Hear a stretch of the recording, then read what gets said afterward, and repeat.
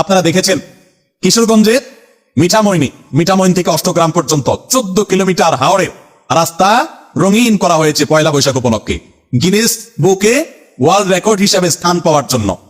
14 কিলোমিটারে সম্ভবত 9,000 লিটার রং সেখানে ব্যবহার করা হয়েছে। রং ব্যবহার করা হয়েছে মানে কি? কেমিক্যাল না সব। আর আপনারা হাওড়ের যে রাস্তাটাতে রং করা হয়েছে আপনারা দেখেছেন, এই রাস্তাটা বাংলাদেশের খুব সুন্দর রাস্তাগুলোর একটা, মানে দৃশ্যটা সুন্দর, দুই ধারে পানি অথই মাঝখানে রাস্তাটা দেখতে চমৎকার লাগে। এই যে রংগুলা এগুলা ধুয়ে কোথায় যাবে? হাওড়ের পানিতে যাবে না? তাতে তো পানির জন্য মাছের জন্য খুব উপকার হবে, কি বলেন? রঙের গ্রাম কেমিক্যাল এগুলো মাছের স্বাস্থ্যের জন্য অনেক ভালো না? এই যে রাস্তা রং করছে, মানুষের ঘর বাড়িতে রং নাই, বাসে রং নাই, পাবলিক পরিবহনের রং নাই, ট্রেন গুলার রং নাই, সিল সব আপনার সাল বাকলা উঠে গেছে, অবস্থা খারাপ, কোন শ্রী নাই, রূপ নাই, জায়গা মতো রং না করে কোথায় রং করতেছে? রাস্তায়। তাও আবার হাওড়ের মধ্যখানে রং করতেছে যে হয়ে যাবে। এরাই নাকি আবার কলা বিজ্ঞানী। এরা আমাদেরকে সারাদিন জ্ঞান দিতে আসে, সবক দিতে আসে। আল্লাহ তাআলা এই অপসংস্কৃতি